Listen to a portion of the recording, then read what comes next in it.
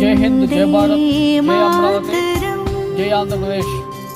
ఇప్పుడు ఉన్నటువంటి ప్రస్తుత పరిస్థితుల్లో మన ఆంధ్రప్రదేశ్కి ప్రత్యేక హోదా కానీ ప్రత్యేక ప్యాకేజీ కానీ ఇప్పుడు ఉన్నటువంటి సెంట్రల్ గవర్నమెంట్ ఏమీ ఇవ్వలేదు.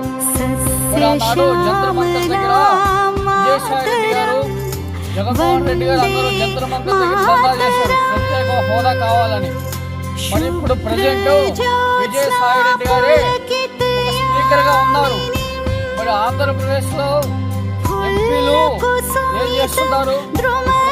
పరిస్థితుల్లో ప్రత్యేక హోదా కానీ స్పెషల్ స్టేటస్ వారి స్పెషల్ ప్యాకేజ్ కావాలని మీరు ఎంపీలందరూ అడగొచ్చు కదా. మన రాష్ట్రానికి కావాల్సినటువంటి బెనిఫిట్స్ మీరు తీసుకురావచ్చు కదా. ఏం చేస్తున్నారు? మన ఆంధ్రప్రదేశ్ ఎంపీలు లోక్సభకి ఎన్నిక కాబడినటువంటి ఎంపీలారా మీరేం చేస్తున్నారు? మీరందరూ ఇప్పుడు బీజేపీ ప్రభుత్వాన్ని అడగండి. ఆనాడు కాంగ్రెస్ ప్రభుత్వం మీద ప్రత్యేక ప్యాకేజీ ప్రత్యేక హోదా కోసం ఆనాడు జంతర్ మంతర్ దగ్గర మీరు ధర్నా చేశారు. మరి ఇప్పుడు మోడీ గారు, జగన్మోహన్ రెడ్డి గారు చాలా దగ్గరగా ఉన్నారు కదా.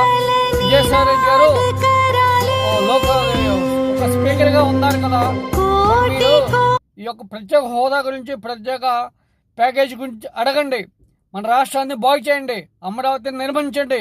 ఇది మీరు చేయకపోతే 2024లో ప్రజలు మిమ్మల్ని క్షమించరు. జై హింద్, జై భారత్, జై అమరావతి.